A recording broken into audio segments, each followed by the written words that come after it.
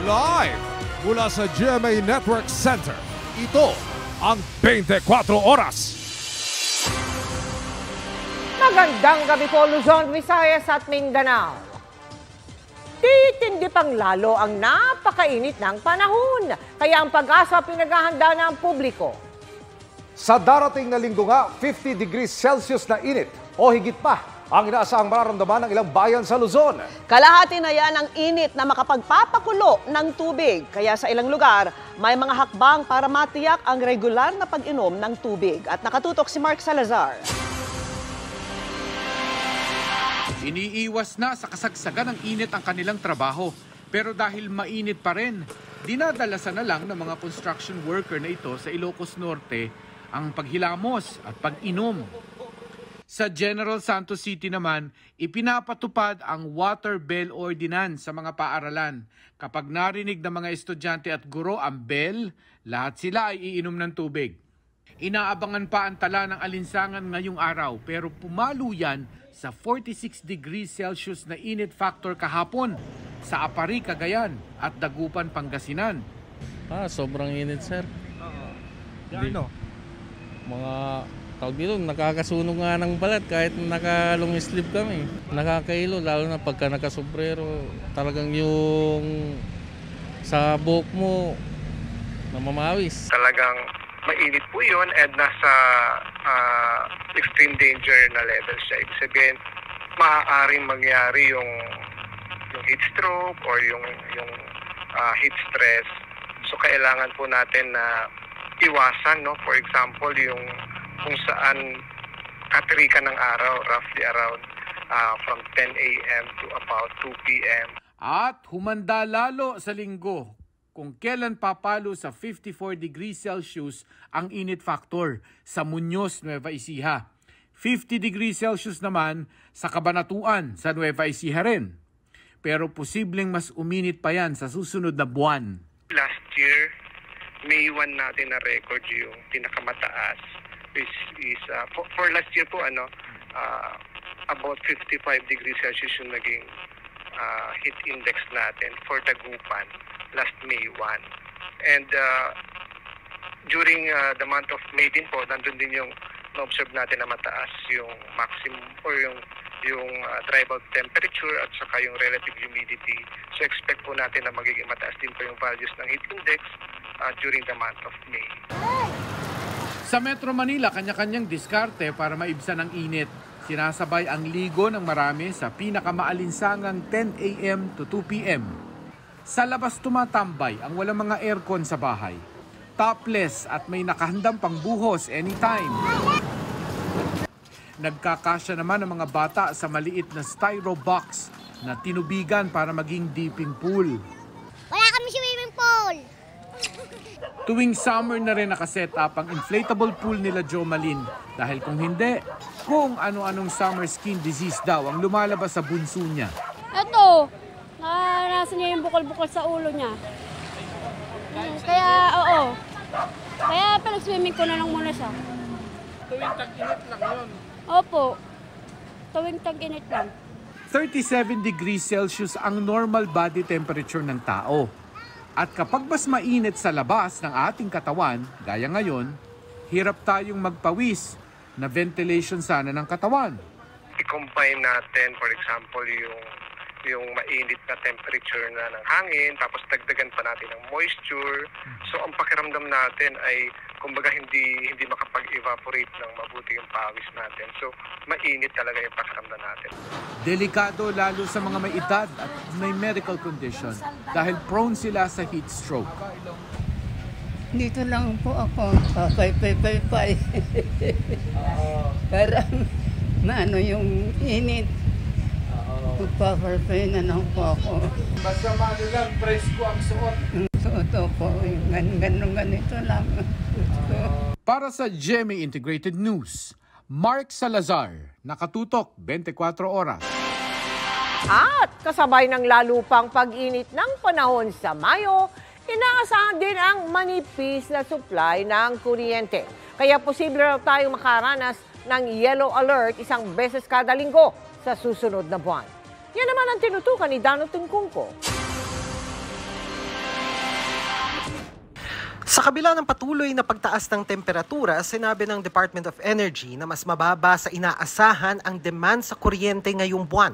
Nakatulong daw ang maraming holiday at long weekend ngayong buwan, pati ang ulang dala ng nagdaang bagyong Amang para mabawasan ang konsumo sa kuryente. Mga kababayan natin nagtitipid. Sabi ko nga sa'yo, bumaba man yung supply, bumaba din naman yung demand natin compared to the power outlook. Ang haba ng holiday natin, pangalawa, umuulan at nagkakaroon tayo ng mga April showers, eka nga nila. So dahil doon, naibsan yung init. Malaki rin daw ang tulong sa pagpapanatili sa komportableng 28% margin sa supply ng kuryente ang pag-invest ng ilang negosyo tulad ng mga malls, renewable energy, energy efficient equipment at energy audit. Pero pagsapit ng Mayo, posibleng magkahigpitan sa supply ng kuryente. Inaasahang magkaka-yellow alert isang beses kada linggo ng Mayo, indikasyong manipis ang reserba. Pero hindi raw inaasahang bababa ang sitwasyon sa orange or red alert na indikasyong masyadong mahigpit o kulang ang supply sa demand. Sa ngayon kasi wala tayong inaasahan ng mga bagong papasok na mga generators except pagdating ng May 26 papasok na yung liquid natural gas natin, LNGs .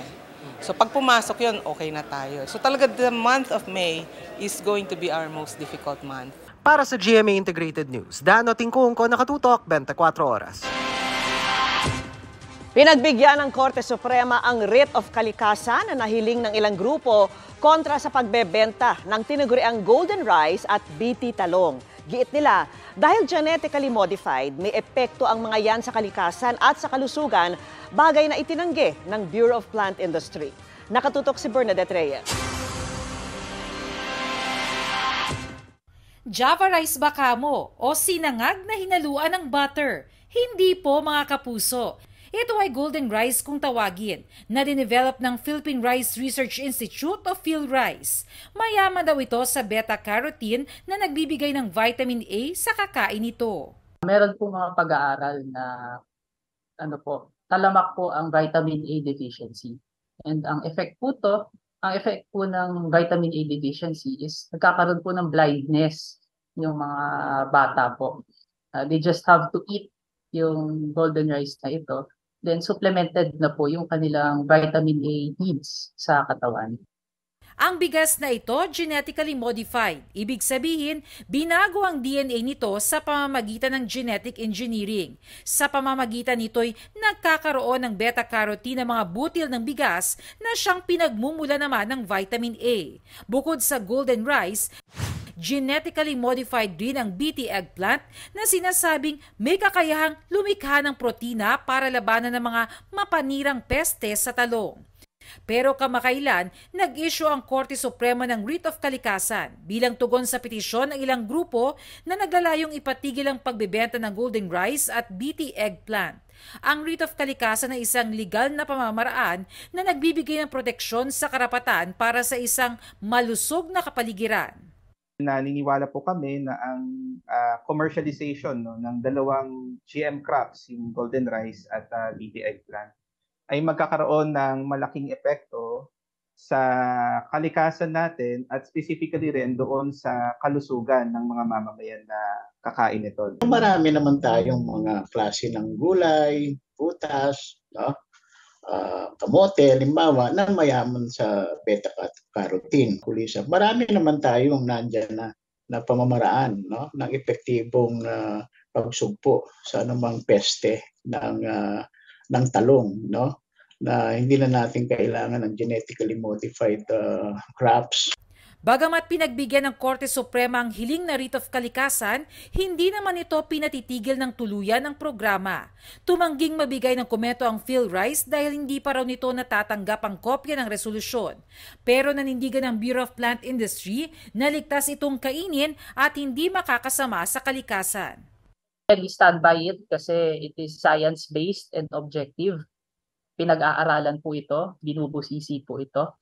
And hindi lang po ilang eksperto yung nagre-review po nito. Actually, madami po talaga ang involved dun sa regulatory process ng pagkakaroon ng biosafety permit.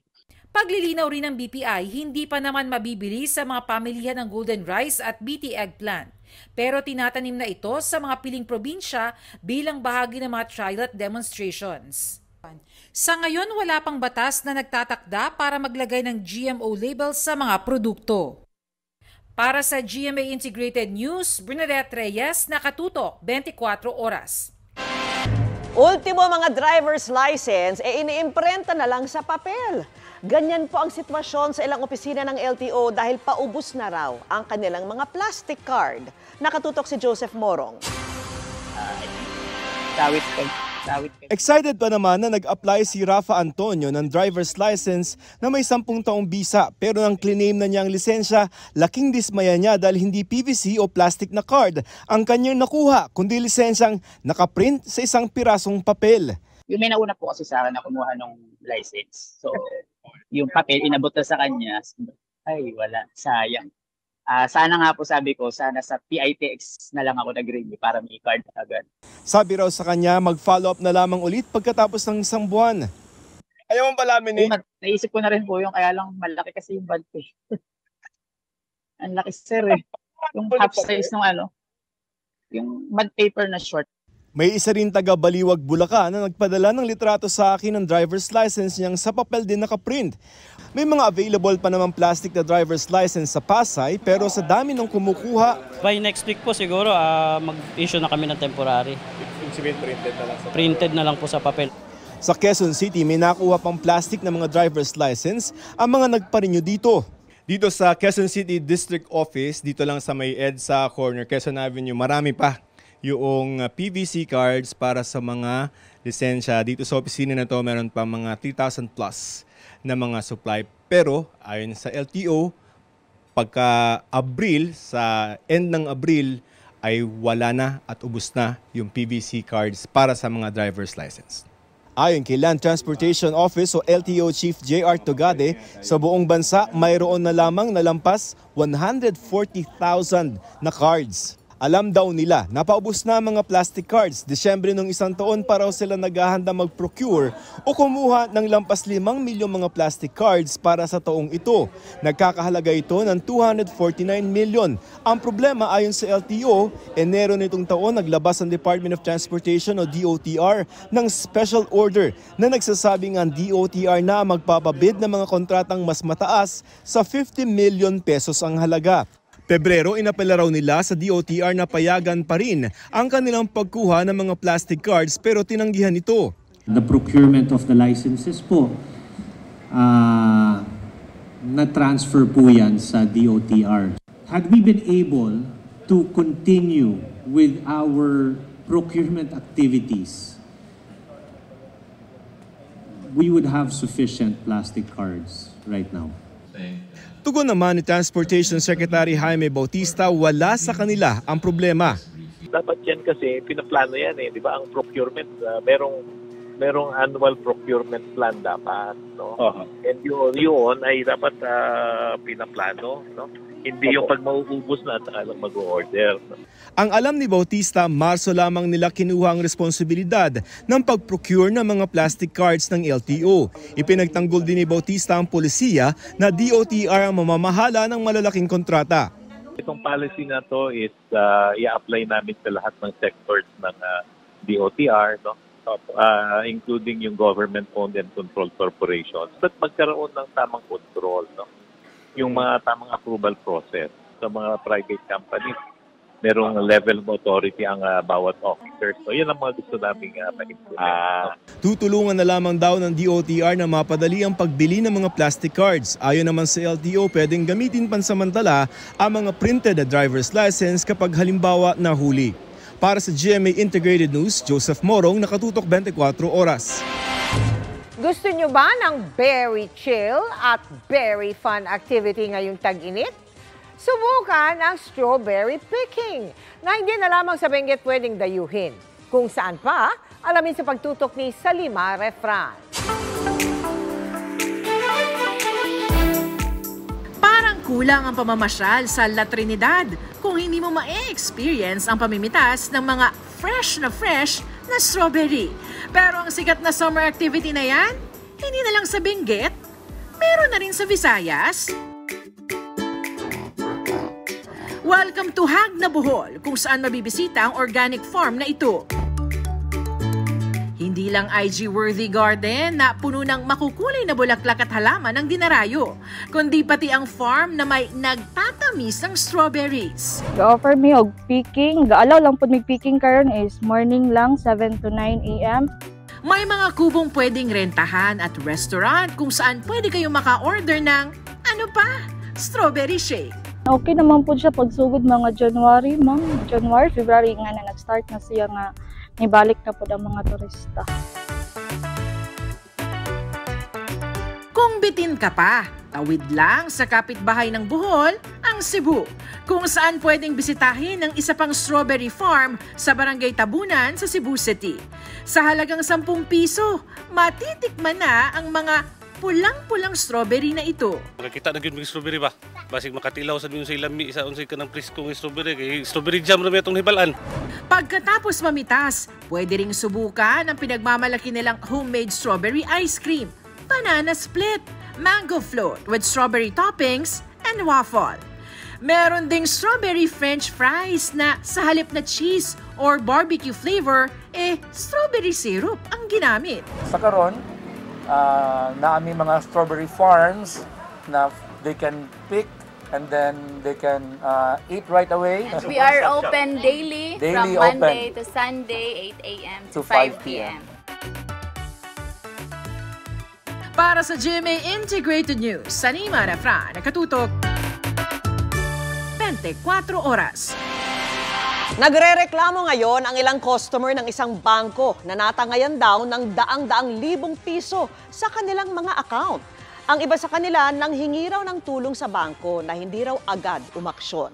Nakatutok si John Consulta, exclusive. Ako yung breadwinner of the family. Ako lang yung nag-iipon sa amin, saka may work. Bakit wala kayong ginawa? Sana naman yung nireport ko sa inyo to, finraise nyo na lang yung account o kaya sinawagan nyo yung bangko kasi alam naman nila yun eh. Pinaghirapan namin ng ilang taon yun. Sobra. Kalahating milyong piso raw ang nakuha sa bank account ni Rose, hindi niya tunay na pangalan ng nagpanggap umanong taga-Security Bank. Halos parehas ang modus ng tawagan si Daphne, di niya tunay na pangalan ng nagpakilalang taga-parehong bangko. Meron daw akong GC, electronic GC na nakukuha daw po yun by purchasing and using your credit card dun sa mga stalls. Ginagamit niya lang po yung credit card info ko, pero ang ina-access niya po is online na Security Bank na savings account ko. Tumakbo raw sa kanyang bangko si Daphne para iparinig ang pag-uusap nila ng tumawag na scammer para humingi ng tulong. Baka po pwedeng i-down na yung system para hindi niya na po ma-access pa. Kasi ako po itong may-ari ng account na nagsasabi sa inyo may unauthorized. Pero ano sagot niyo sa akin? May proseso po kami, magdi-dispute lang po tayo. Sir, sobrang sakit. Ang laki po nung nawala sa akin, kalahating milyon. Pinag-ipunan ko po yun sa napakatagal na panahon para po sa mga anak ko yun. Ang dating EB babe at ngayon negosyante na si Ann Maxwell, unang nakatanggap ng notification na may nagtatangka maglabas ng 35,000 sa kanyang account. Pero bago pa raw siya makapag-login sa kanyang account, nakatanggap siya ng mensaheng nakuna na siya ng 500,000 pesos. Kasi hindi naman malalaman ng scammer yung details namin kung walang tao sa looban. Kasi lahat ultimo account, user ID, password, lahat alam nila. Dapat ibalik nila yung pera namin dahil sa pera namin nawala sa bangko nila. Pambili ng gamot ang nawala naman sa 80 anyos sa retiradong profesor na si Nancy Rotor Peralta na ginawan pa raw ng online banking account ng scammer para makuha ang kanyang 100,000 na ipon. Dapat protektahan nila ang interes ng mga nagbabangko, lalo na sa mga matatandang kapares ko na wala nang kaalam-alam dyan sa online banking na yan. Ayon sa NBI, magkahalong modus na phishing at vishing ang ginamit ng mga scammer. Sino yung may access sa mga credentials na to sa ating mga banks? May third party involved ba? May insiders ba? We will dig deeper doon sa kanilang system structure. Bakit may compromise? Assuming mayroong compromise. At sino may access dito sa system na to? We will issue corresponding subpoena. Naghain na ng reklamo sa NBI ang 10 complainants na galing sa Pampanga, Laguna at Metro Manila. Sabi ng Security Bank sa isang pahayag, nag-imbestiga na sila sa reklamo ng mga complainant na inilapit sa NBI. Sumunod daw sila sa protocols at nakapagbigay na ng tugon sa mga nagrereklamo. Nagbabala ang bangko sa modus na vishing at phishing para makuha ang detalye ng mga biktima at makuha ang kanilang pera. Shared responsibility anila ang account security at di raw dapat ibinibigay ang OTP o one-time PIN, password o PIN sa text, call o email kahit kanino.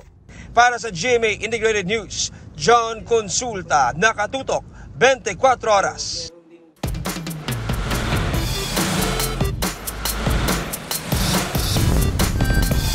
Magandang gabi mga kapuso. Ako po ang inyong Kuya Kim na magbibigay sa inyo ng trivia sa likod ng mga trending na balita. Isang puting-puting sandbar sa Masbate nagkulay kahel. Alam niyo ba kung bakit? Dahil sa pagdagsa dito ng libo-libong alamang. Inanod ng mga tanong ang isip ng content creator na si Leia nang bumisita sa sikat na Buntod Reef Marine Sanctuary and Sandbar sa Masbate. Ang isang bahagi kasi ng puting-puting sandbar nagkulay kahel. Nakaka-amaze pag andun ka talaga sa moment na yun. Kasabay kasi ng pagpunta ni Leia sa sandbar, ang siya ring pagdagsa ng libo-libong alamang o kung tawagin sa kanila sa Bicol, balaw. Ang fresh pa, as in ang pula pa. Kaya sa halip na mag-swimming, si Leia nakihakot na rin na may uuwing balaw. Naghiram na din ang asawa ko ng net doon para mas makuha ng mas madali. Ilang kilong balaw kaya ang naiuwi ni Leia? Kuya Kim, ang alamang o balaw ba at hipon ay iisa? Kuya Kim, ano na? Kuya Kim, ano na? Ang mga alamang ay madalas pinagkakamalang anak ng hipon o maliit na hipon. Pareho silang mga crustacean, ngunit napakalaki ng pagkakaiba ng dalawa. Ang mga alamang ay mga small crustaceans na merong 3-segmented bodies. Ang mga hipon naman ay decapod o 10-legged crustaceans na merong 2-segmented bodies. Transparent ang outer shell ng mga alamang. Ang mga hipon naman ay colorful ang kanilang mga outer bodies. Ang English naman ng alamang ay krill. Ang krill ay isang Norwegian word na ibig sabihin ay small fry o fish. Grupo-grupo kung lumangoy o mag-migrate ng mga alamang para ito sa kanilang proteksyon. Kapag may mga predator na lumalapit sa kanila, lumalangoy sila ng pabaliktad. Ang tawag sa trick na yan na kanilang defense mechanism ay lobstering. Dami! Pero bakit naman kaya dumagsa sa Buntod Reef ang libo-libong balaw? Basta summer, nagkakaroon ng pagdagsa. Kasi ang alamang sa mga 0.5 to 150 depth, doon nila nakukuha yung mga pagkain nila. The planktons, sila ay sumasabay lumangoy sa high tide and low tide. Natutulak sila doon banda sa may baybayin ng Buntod Reef. Malakas yung current doon sa area. Ang mga residente, kanya-kanyang hakot sa inanod na biyaya ng dagat. Yung nakuha ko, isang balde at isang palanggana, ibininta ko kulang-kulang 400. Sa sobrang dami, halos karamihan ng mga gismirong nadala pa uwi. Habang si Leia naman, Isang ice chest tapos isang sako. Baka daw 100 kilos yun. ano kaya ang masarap gawin sa sariwang balaw o alamang?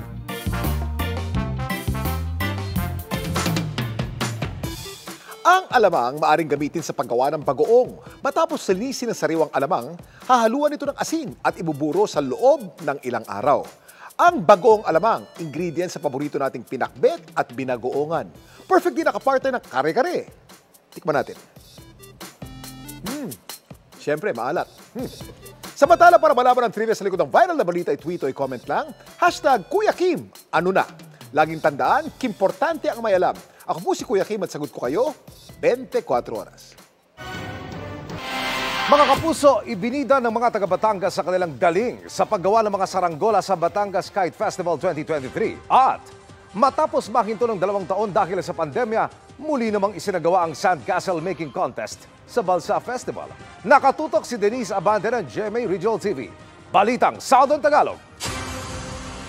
Sa on-the-spot sandcastle making contest, ipinamalas ng ilang residente ang kanilang pagkamalikhain. Isinagawa ito sa Barangay Matabungkay sa Lian, Batangas na itinuturing na isa sa tourist destinations ng bayan. Bahagi ang aktibidad ng selebrasyon ng Balsa Festival 2023. Iba't ibang hugis, laki at sukat ang ginawa tulad ng simbahan na matatagpuan sa Matabungkay. Tampok ang pawikan na natagpuan ng mga residente sa lugar. 2 taon ding natigil ang aktibidad dahil sa pandemya. Kaya umaasa ang lokal na pamahalaan na makababawi ang turismo ng bayan ngayong lumuwag na ang restriksyon. Hanggat po summer pa ay magtungo na po dito sa Barangay Matabungkay at masakyan po at makita nila ang kagandahan ng Barangay Matabungkay na isa sa pinakamagandang dagat dito sa Batangas. Nagpabilisan din sa paglangoy ang mga residente sa isinagawang Salbabida Race. Tiniyak naman ng lokal na pamahalaan na ligtas ang bayan ng Lian sa banta ng oil spill mula sa Oriental Mindoro. Samantala, higit 100 residente mula sa iba't ibang bayan ng Batangas ang nakilahok sa Batangas Kite Festival 2023 na ginanap sa Batangas City Sports Complex. Pagandahan, patayugan ng mga saranggola ang mga residente. Layo ng naturang patimpalak na maipamalas ang mga kakayahan at ang kinggaling ng mga Batanggenyo sa paggawa ng saranggola at muling buhayin ang kultura ng mga Batanggenyo sa pagpapalipad ng papagayo. Para sa GMA Integrated News at GMA Regional TV Balitang Southern Tagalog, Denise Abante, nakatutok 24 oras. Iginiit ni Senadora Cynthia Villar na wala siyang ginagawang masama sa viral video kung saan kinagagalitan niya ang ilang gwardiya sa isang kalsada sa Las Piñas.